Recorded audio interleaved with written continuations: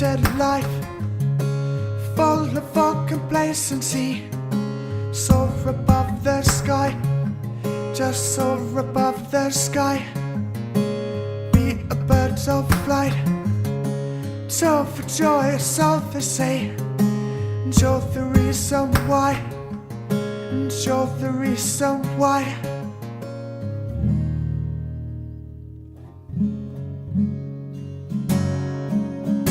For the passing storm, friends of feathers stand together. Weather that's so torn, friends of feathers stand together.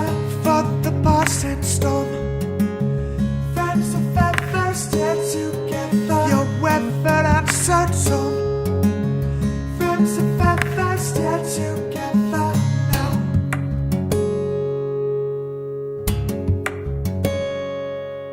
Welcome to Local Distortion. On this podcast, I'll be talking to the best up-and-coming independent artists and bands. I am your host, Daniel Kirk. My guest this week is Matt Hammond. Welcome to the show. Thanks, man. It's really cool to be here. Thank you for coming down. Now we start off with nice and easy questions to ease you in to the podcast. So what are you listening to at the moment? At the moment, I'm mostly listening to a artist called Sampha. I don't know if you've heard of him. He's kind of like this electronic soul-y type stuff, like completely far away from what you'd expect me to listen to with like the acoustic-y bits. But it's been really cool kind of listening to him and listening to something that's that different to try and draw inspiration from. But yeah, from whatever reason, I've been really liking him, especially his track Blood on Me. That's really good.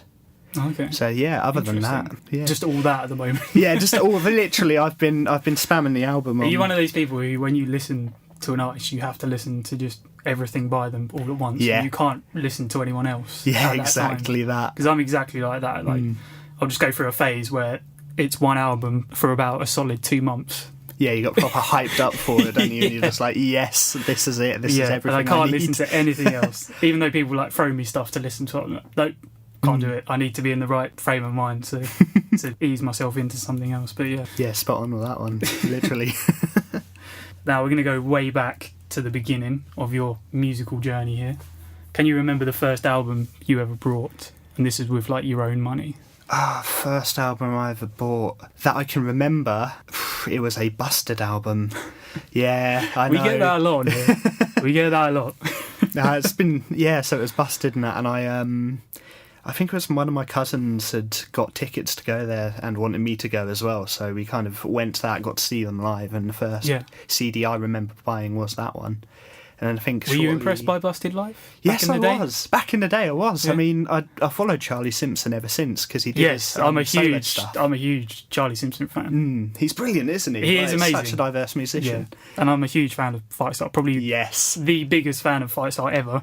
And I was a bit crushed when he went back. I've kind of got over it. I was mad for a while. I was upset. I was angry. It was mixed feelings, wasn't it? Because he just released Behind the Devil's Back as well. Yeah, and I mean, I can see why he did it now. It makes sense because, he dropped that amazing Fightstar album, and then he made all the fans happy first. Yeah, before and then he kind of just to gave soften the blow. He softened the blow with that amazing album, and then he said, "Oh yeah, I'm leaving to go back to these guys." I don't think it's permanent. But no, he did say it's kind of just on the side, isn't it? So yeah, it'll be the but same they've been so solo. successful. They've just kind of kept touring because the money just keeps rolling in, so fair enough. Because I don't think he ever made any money with Fightstar. He just did that purely for the kind of artistic pleasure. Yeah. Which he's totally ruined his credibility now, going back to Busted. Yeah, especially with everything he said when he originally started. Yeah, Fightstar that's as why well. I It's think. like, oops. Yeah, that's why I think maybe I could spend all day talking about Charlie Simpson and his. We'll do that on the next episode. We'll just bitch about Charlie Simpson for an hour. Oh no, bless his heart. And how he broke our hearts. Yeah, exactly. We want more Fightstar. Come on. Yes, it's already been like 2 years since that album. That's depressing. No, it hasn't. That's mad. 2015, end of 2015, that came out. I remember going because he was in at the waterfront in Norwich. Yes, I've seen Fightstar there. Well, really good. Back in 2009, though. Oh, right back. That's a long time ago.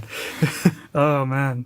But yeah, I've seen Fightstar about. That was my first time then, I think, when they were touring for that album. So yeah. it was mental. He's so good. Incredible. Right, anyway. Yeah, so Back to you. 'Cause this Digress. isn't the Charlie Simpson podcast. no.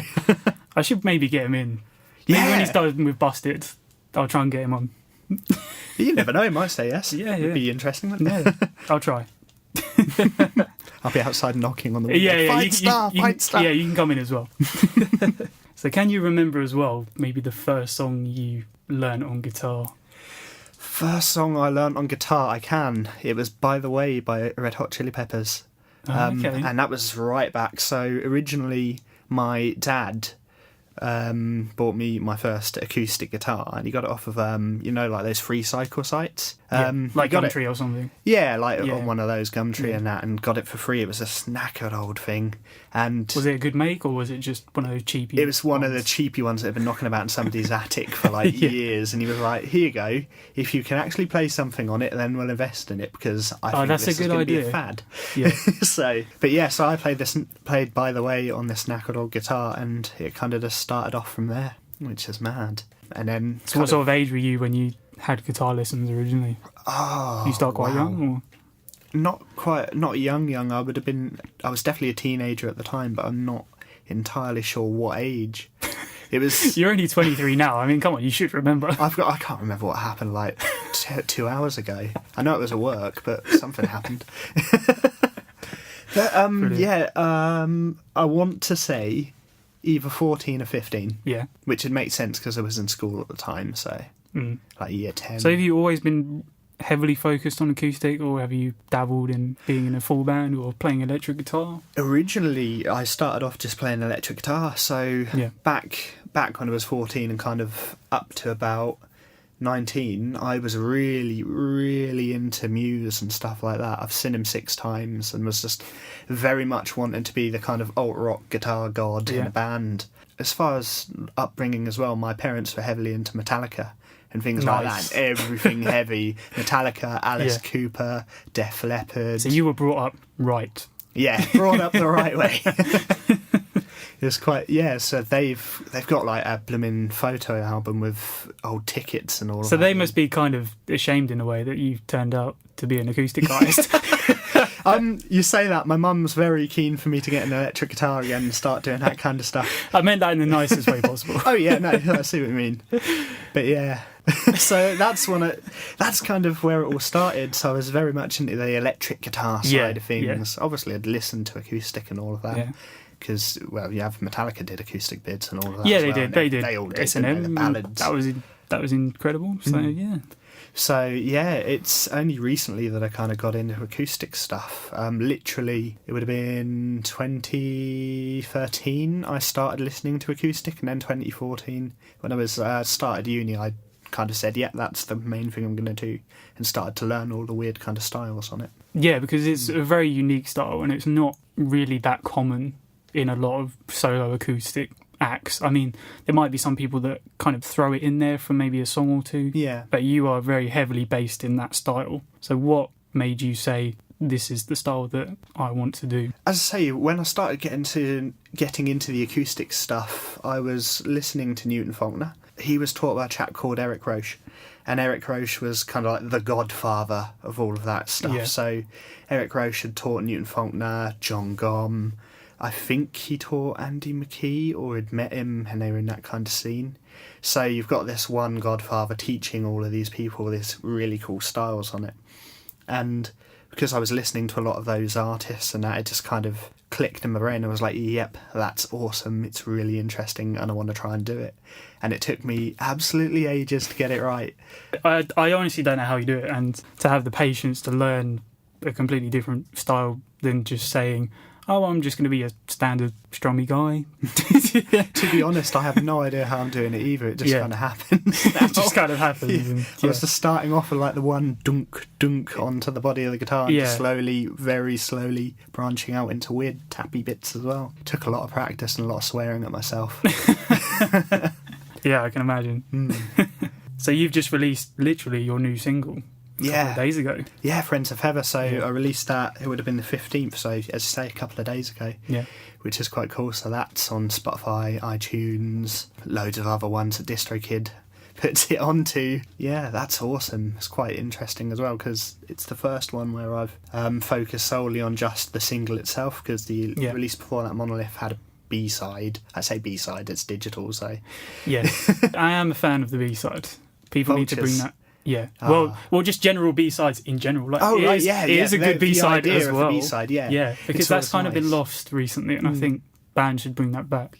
Yeah, I do. I agree with you there. It's interesting to go through someone's catalogue and find all of the like odd stuff. Because if kind of like we were saying, when we listen to artists, we kind of get obsessed with them and listen to all their stuff all in one go. And when artists have B-sides as well, that's just like you've discovered another catalogue of that side of the band. Something completely new to kind of delve into. And there's there's always different aspects and different directions they go in B-sides, and I just think they're great, to be honest. Like, it's definitely, and it makes people buy singles as well. Yeah, or you get used more to interested. Anyway. Yeah, because you're getting like 2 songs for the price of 1, really. Yeah, going back to Muse on that. Do you remember Hullabaloo, or were you not that into Muse?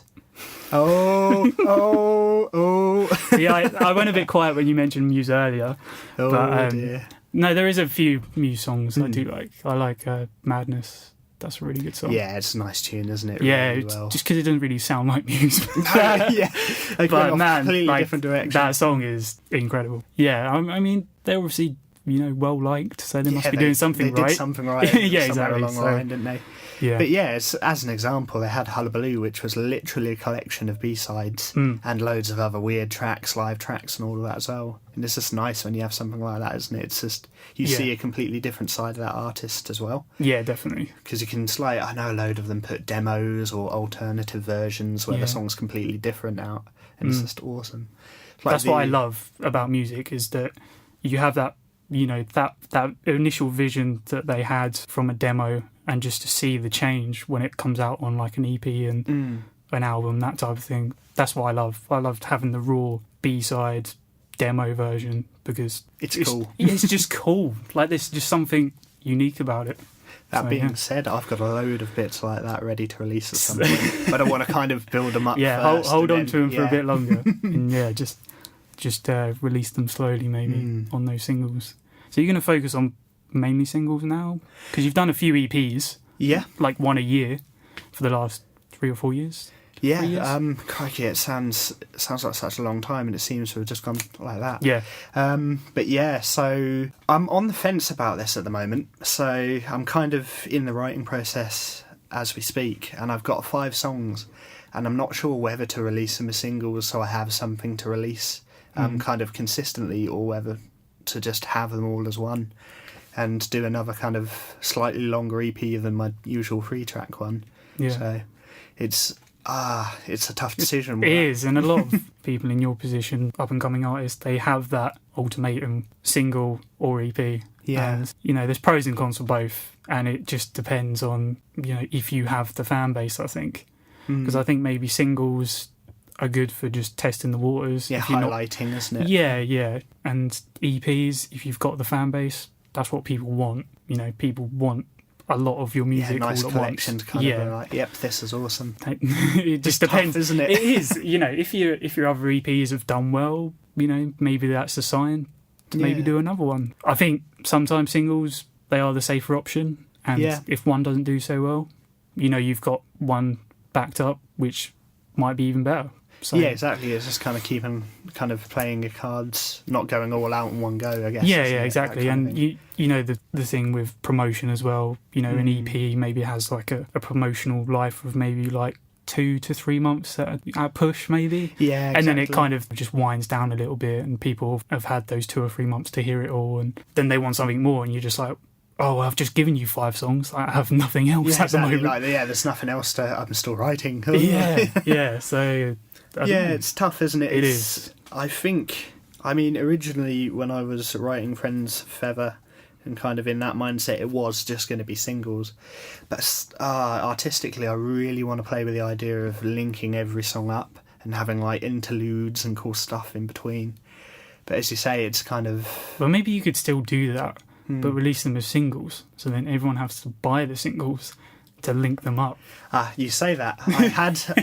That's a cool idea, and it kind of leads back into something I was debating doing during a year, and that's releasing, say, 6 songs over the course of the year, and then at the end, around Christmas time, saving them all up and then having them as like a nice 10-inch vinyl and having a really kind of nice special thing out for it. So that could be quite a cool option, and then it's the best That'd of both be different worlds. as well. You know, vinyl is coming back. Oh yeah, definitely. Obviously, and I think a lot of artists should maybe try that, because having a physical vinyl, there's something special about that. There is, isn't there? And if you just literally say it's on vinyl, there's 2 B-sides that you're never going to hear on Spotify or iTunes on this vinyl, that's an incentive, isn't it? Yeah, exactly. And it's something people special. Are want to have that. Yeah. Like, I have had a handful of people ask if I was going to do stuff on vinyl, and I've been looking and kind of pricing up and thinking about it, and I really. Are the prices coming down, or I don't really know. From what I've noticed, the prices are definitely coming down, but it's the main thing for me, because I'm doing all of my own recording and mastering and bits like that as well. Yeah.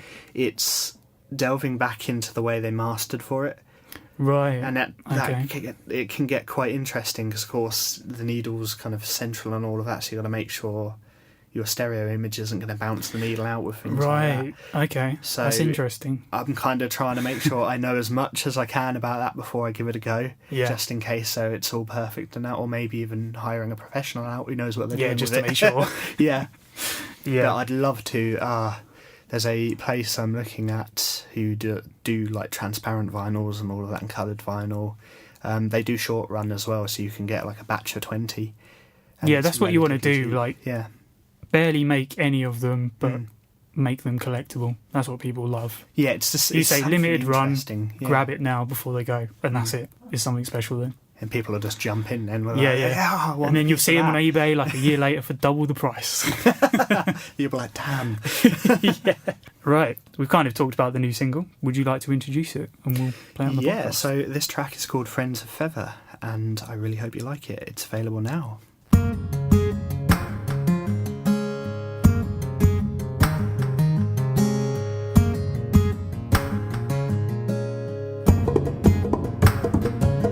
This dedicated life, full of all complacency, soar above the sky, just soar above the sky. Be a bird of flight, so for joy, so they say, and you're the reason why, and you're the reason why.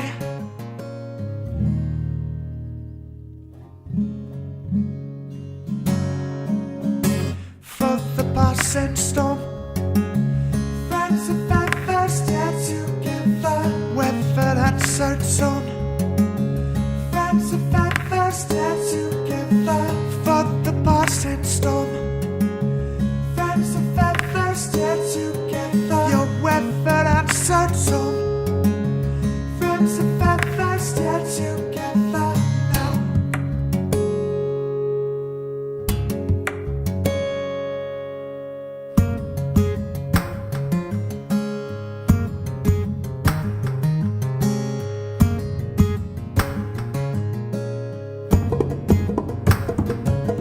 Just funny, you and I, full of all this apathy, falling out of sight, and you're falling out of sight.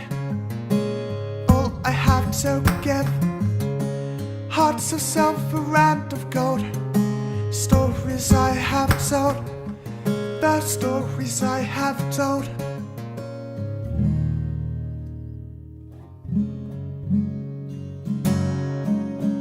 For the passing storm, friends of feather stand together, whether that's our tone. Friends of feather stand together, for the passing storm. Friends of feather stand together, your weather that's our tone. Friends of feather stand together now.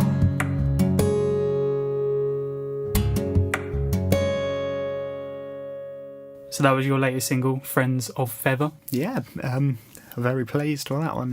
It was. So you recorded that all yourself? Yeah, so I recorded all your own stuff. Yeah, everything that I've got out at the moment, I've recorded in a bedroom, depending on where I've been, because I've moved about with university quite a bit, so I've been here, there, and blooming everywhere with it.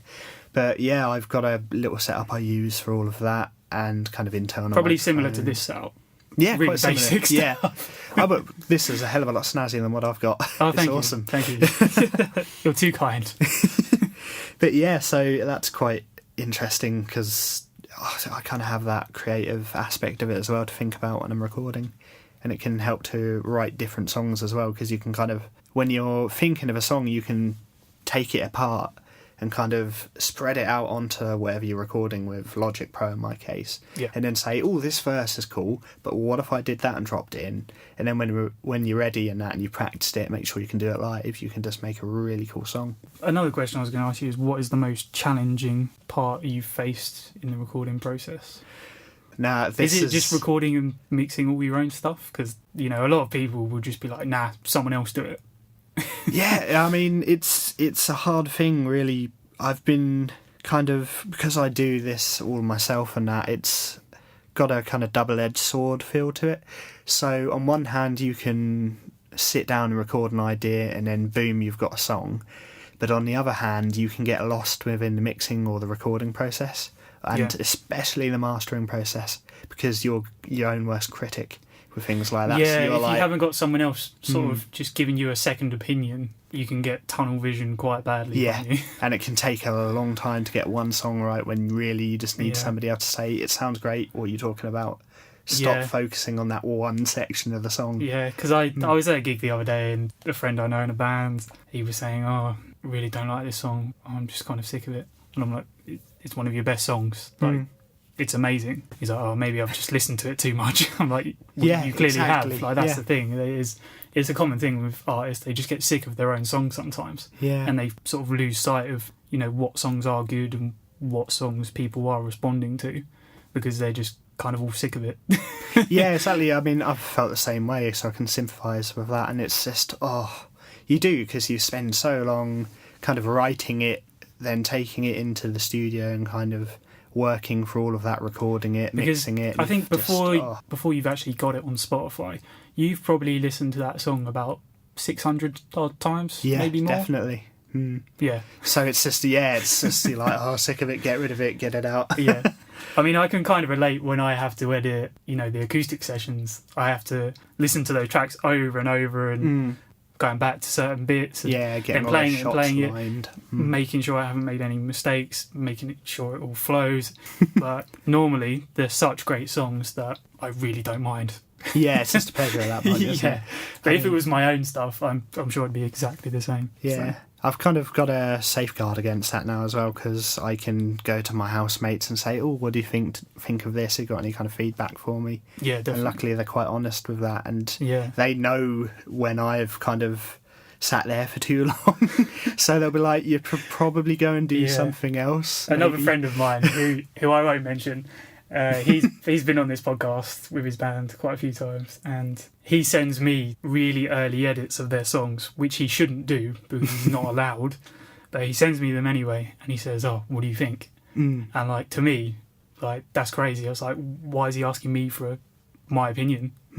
I tell him how it is, and I think he respects that, and I'll say, I don't really like that verse, it's a bit cheesy or something, or I'm really honest, and when I generally think it's good, I will tell him it's good. But it's That's just brilliant, the same sort of thing, really, isn't it? And if you've got people around you who you can trust and who can actually give you an honest opinion, then it's nice to have that kind of collaborative element as well, isn't it? It's just, at the end of the day, you're going to have loads of different people with different tastes listen to it, so why not ask them when you're writing the song as well? Yeah, definitely. Yeah, or recording, or whatever the process may be. Yeah, exactly. What are the pros and cons you found being a solo artist? The pros are saving space. So if you don't have to deal with 5 other people. Yeah, you don't have to deal with 5 other people and the logistics of getting various pieces of equipment to here, there, and everywhere from here, there, and everywhere.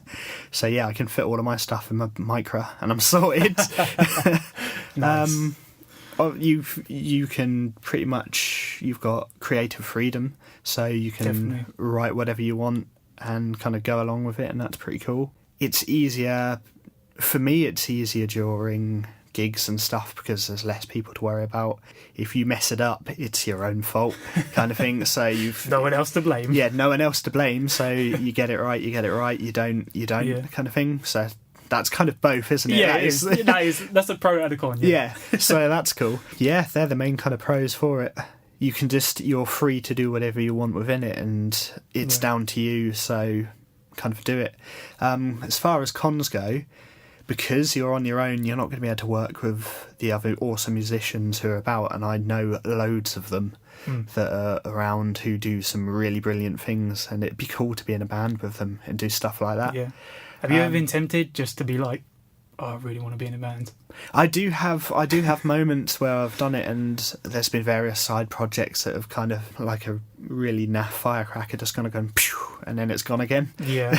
Yeah. Do you think you'll eventually get to that point where you'd want kind of a couple of other people with you just to like boost up your sound maybe, or just try something different in the future maybe? I have tried it once, so not too long ago. I say not too long ago, it was now. Oh, I can't believe the time. But yeah, so this would have been around Christmas time. I had a gig at the Portland Arms with a group called Mad Mary. Mm-hmm. And one of my housemates at the moment, John McConkey, kind of came in and did some extra lead guitar bits over stuff. And we tried that out and it was quite nice, but I've just kind of sunk back into doing my own stuff again.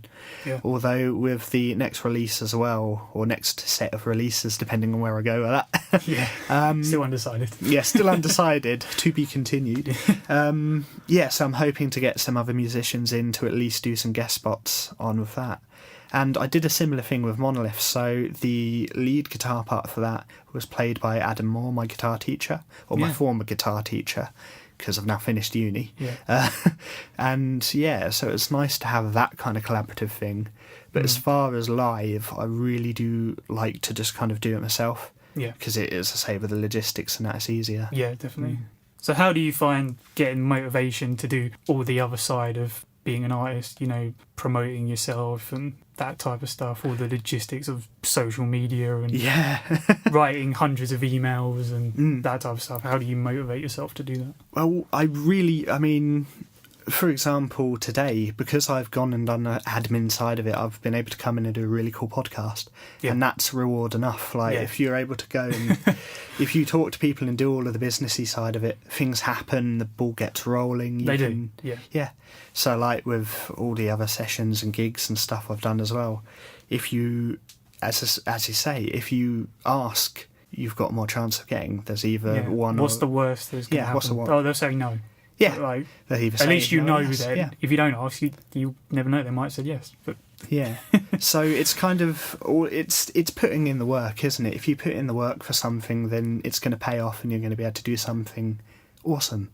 And this thing, it's so creative and so cool, and everybody who's into it is really kind of enthusiastic about it, and they love it. They love music at the end of the day. So, and you've done all right for yourself. I mean, the last couple of months probably been the best months for you.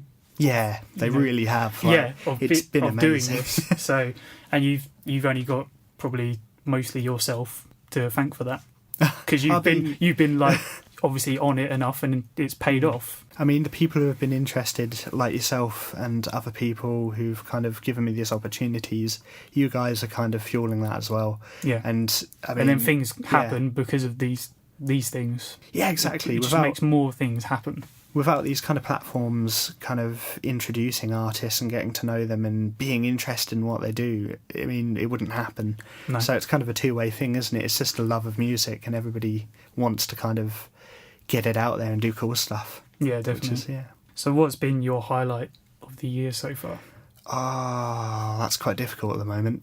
So many. Yeah, there are quite a few. So I think the main highlight for me at the moment, purely because it was the most recent thing as well, is I got to play Green Meadows on the BBC Introducing stage. Yeah. And one of the managers who was running Green Meadows wanted another acoustic artist for the main stage. And Tom, who runs BBC Introducing, introduced me to that person. They were like, yeah, do you want to come play the main stage?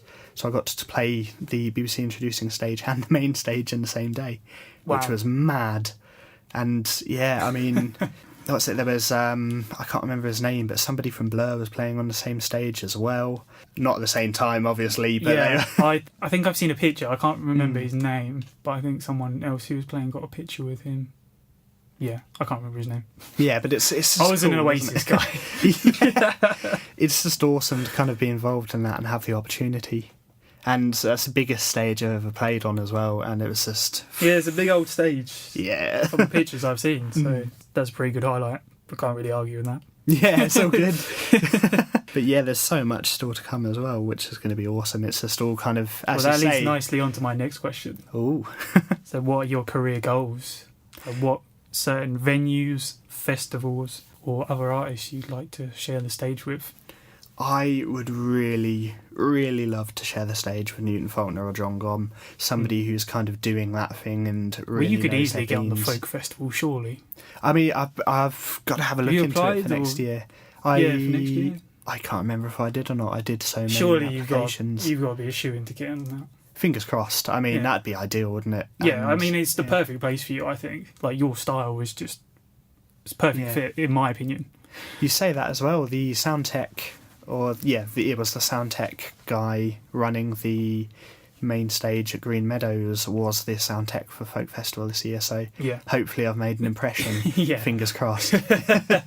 But yeah, so it just, as far as all of that goes, I just want to do as much as possible.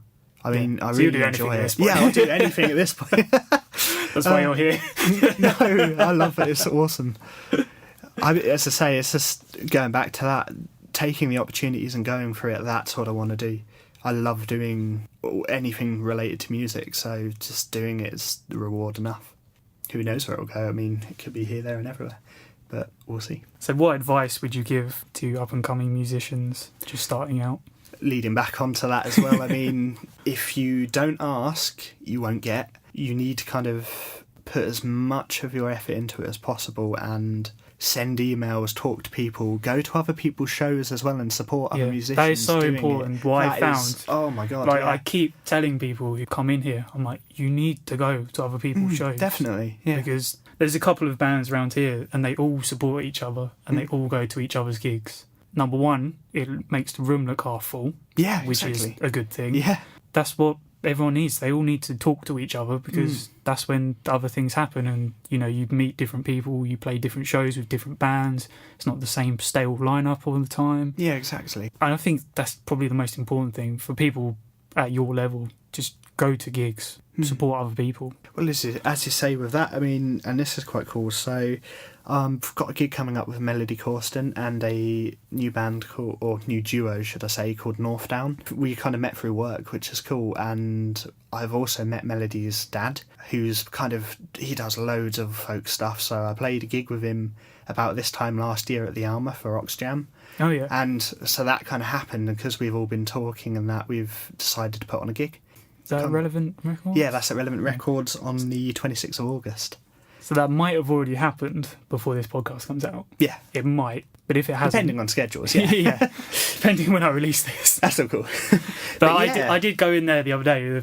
I've been meaning to go in there for a while, actually, and there needs to be more places like that. And, Yeah, definitely. you know, I mean, they've been brilliant as well as far as the venue I might goes. even put a gig on there myself, to Yeah. be honest, because, I spoke to Andy, the guy, and, he just seems like a really nice guy and just wants to help people out. And Yeah, exactly. put They some just gigs want on. to they want to put some music on and Yeah. that. I mean, because they're a cafe and record store anyway, so it does make sense for them. And Yeah. what I can't believe is it's a great venue.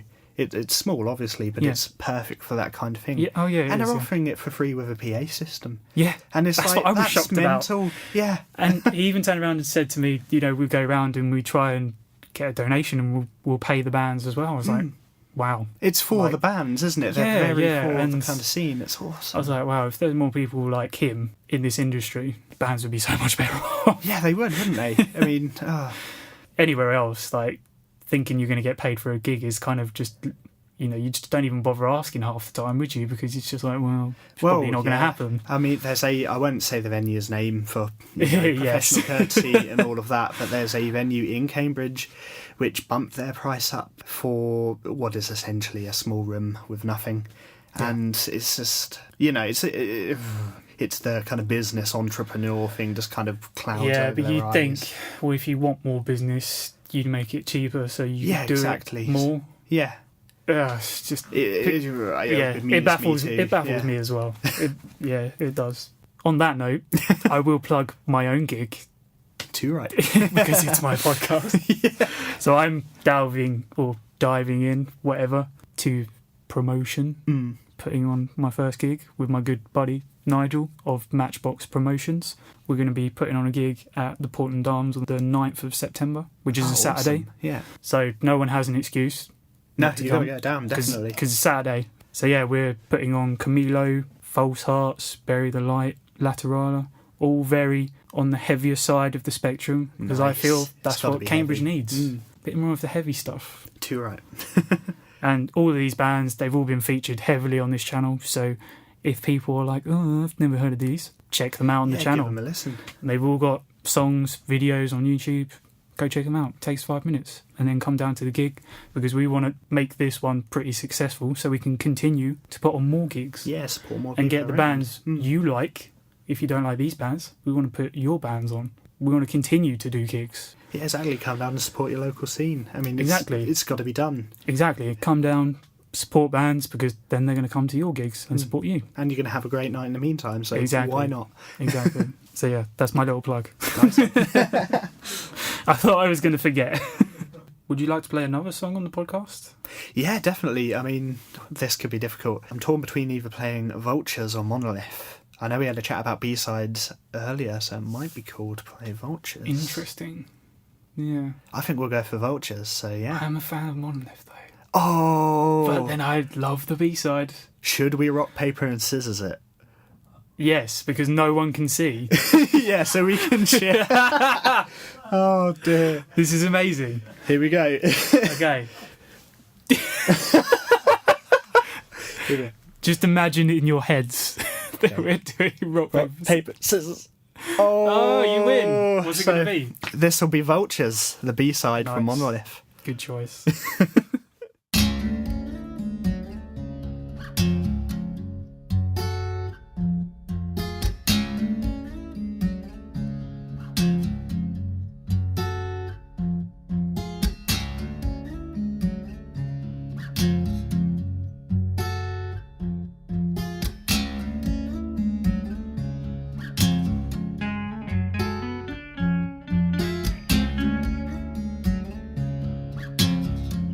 The vultures circle overhead.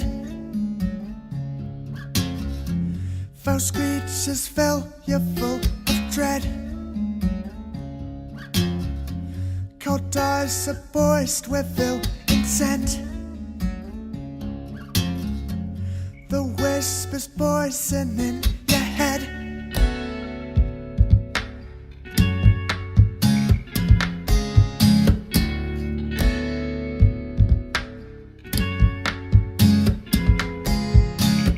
I thought that I knew, and I thought that I know your intentions for me. I thought that I knew, and I thought that I know your intentions.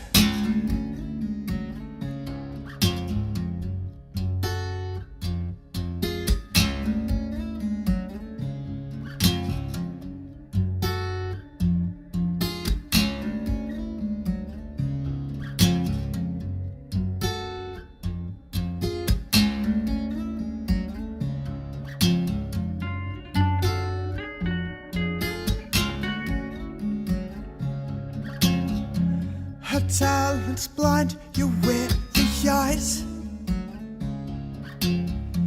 You're captivated by a lie. Attempts to blame and vilify. Her name, it pierces through the sky.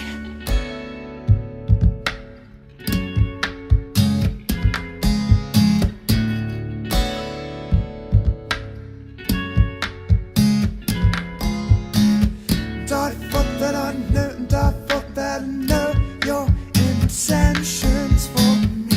I thought that I knew, and I thought that I know your intentions for me.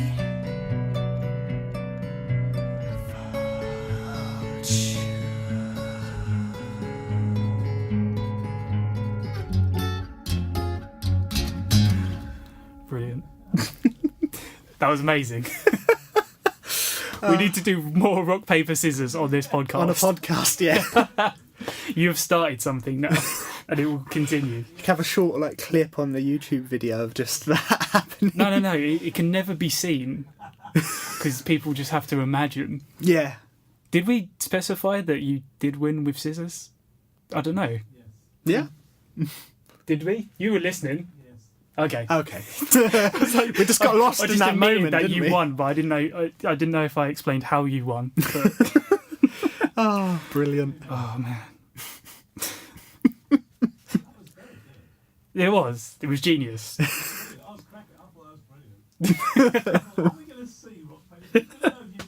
They're not. That's the beauty of it. It's awesome. Okay. Before we do the final question. Oh. We have a very special segment which we sometimes pull out on the podcast. It requires you to maybe play something. Uh-oh.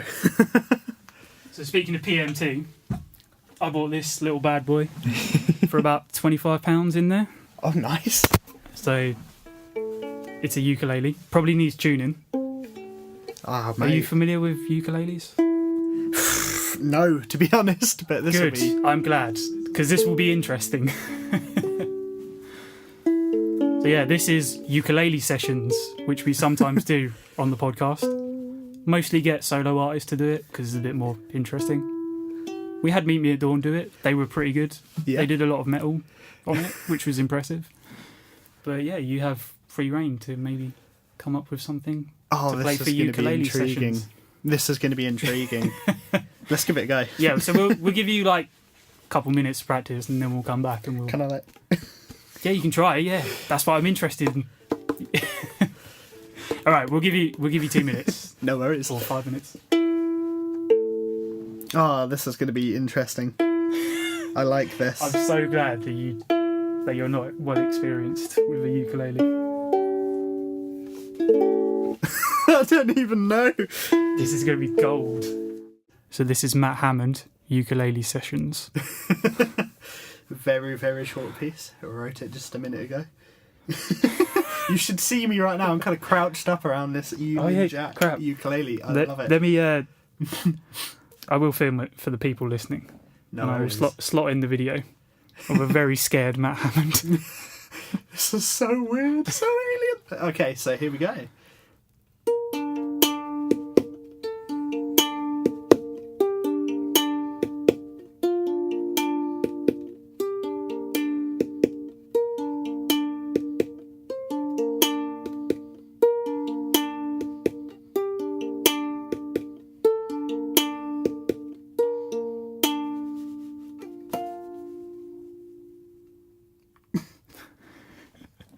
Nice. Well done. I so did it. I can hold it with like 2 fingers. Oh, it's amazing. So yeah, there we go. Nice one. So you can sign it afterwards as well. Definitely. I keep forgetting to tell people to sign it who play it. That's awesome. It's just I went automatically to do all that, and I was like, "This is not going to happen. I'm going to do it, and it's going to go." Pchoom. Maybe potentially for your next EP. Yeah. Get a ukulele involved. That's so cool. That cost me £25. Best £25 I've ever spent. Yeah. It's just that's creates cool. Gold. Yeah. It's true. So, Oscar Corney did the first ever ukulele session, so yeah. You can go check out his one. And who else has done one? Meet Me at Dawn, they did one. A few others. I can't remember. I'll put links in the description for everyone else who's done one. I might end up picking up another one of those. Yeah. And trying to see if I can actually get something that's a bit more... Maybe buy a better one, not a plastic blue Union Jack thing. I don't know, I like it. It's got charm. Yeah, it's not bad. I mean, the strings are... what do you even call those strings? Nylon? Yeah, they're nylon-y type ones. Just the worst strings ever. It's like Austin Powers' ukulele. It's just brilliant. Groovy, baby. Okay, we've got one more question for you now, and then you can leave. No worries. We will let you leave. So it's guilty pleasures. So songs or artists that you secretly just love, but you maybe are a little bit embarrassed you like. I'm not going to be able to avoid this one. You've already said busted, so. But I legitimately love Busted. I am proud to say that. There is no such thing as a guilty pleasure, really. So it's just the title of the question. But yeah. So yeah, my guilty pleasure. Oh, I can't believe I'm going to have to say this as well. And I had to out this guilty pleasure not so long ago as well. And oh, really? The result of it is now that at work there is a portrait. We have portraits at work with our name tag on, a photo of us. There is now a photo of me with two, I don't even know what to call them, two ponytails on either side of your head, pigtails or something like nice. that. Yeah. Because I secretly love Spice Girls. Wow. Yep. I was not expecting that. Yep. And I have no idea why, but they're just catching my head and I love it. Wow. I don't even know what to say to that. Yeah, that's just like... What's your favourite Spice Girls track? I don't even listen to the blooming track names. I just like all of them. It's weird. Like, it's one of those things. It's like, Morbid Curiosity. Yeah. But my favourite one would be, if you want to be my lover, you gotta get with my friends. Please do a cover of that. Oh my god, yes. Please. On a ukulele. Yeah, on the ukulele. Yes. I don't think that would ever have been done before. You'll just become like a YouTube sensation if you do. It'll go viral. Yeah. And then you'll never live it down. Everyone will be like, coming to your gigs, but play Spice Girls. Oh dear. Okay, maybe don't do that. That's like blooming Newton Faulkner and Corey Taylor. Corey Taylor, we know who Corey Taylor is. Yeah. But because he'll do loads of blooming theme tune things, and particularly SpongeBob SquarePants. Because they've both kind of, surprisingly for Newton Faulkner, not surprisingly for Corey Taylor, but they've got the gruff kind of sailor's voice for it. Yeah. And it works so well. Oh, man. Yeah, I never thought of that. But yeah, it's got, because both of them did it. He had Corey Taylor where he did his acoustic stuff, and Newton Faulkner who detests a song now. He just has to. People will shout it at literally every gig. Every gig I've seen him at, they've shouted it. It's like, oh, play SpongeBob. Madness. Yeah, so maybe don't play Spice Girls. Yeah, I've just that was my plan there. Just kind of take it away from Spice Girls, hide it. Yeah, but I yeah. can't. Pretend you didn't say it. The shame. Yeah, the shame. Brilliant. All right. So that's the end of the podcast. No worries. Thank you for having me. Thank you to my guest, Matt Hammond, for coming down. Cheers. Thank you, Dan. It's been awesome. Thank you. Where can everyone follow you on social media? So you can follow me at Facebook, so Matt Hammond Official. You can follow me on Twitter at TTAM_Hammond, because I didn't have Matt available. So our local distortion is not available. So. No.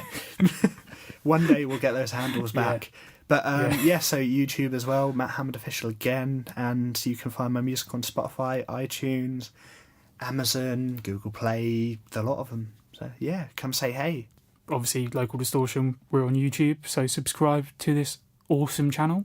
We have loads more podcast interviews with lots of local artists, some from far away, some from just round the corner. We have everyone on this channel, pretty much. And we do acoustic sessions, undiscovered sessions. We do our own original show called Glovebox Jukebox, which is hilarious. Go check that out.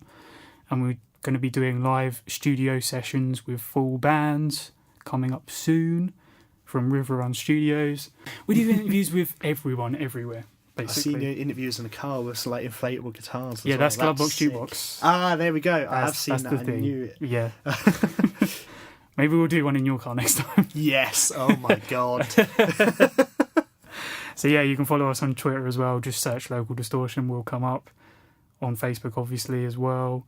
And we're on Patreon as well if you want to support the show or just Local Distortion in general. That's the end of the show. Would you like to play us out on the ukulele? Yeah, let's give it a go. Oh, because why not? To get back on this. You've been staring at it for so long.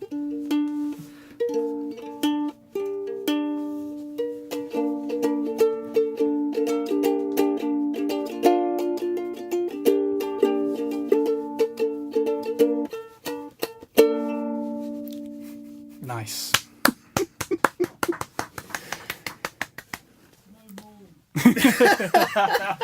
I love it. That's awesome. Yeah, I think That's TMT cool still idea. sell that model.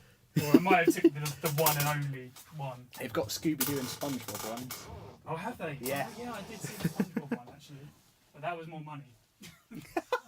Branded, isn't it? Give it to your buddy Newton Faulkner.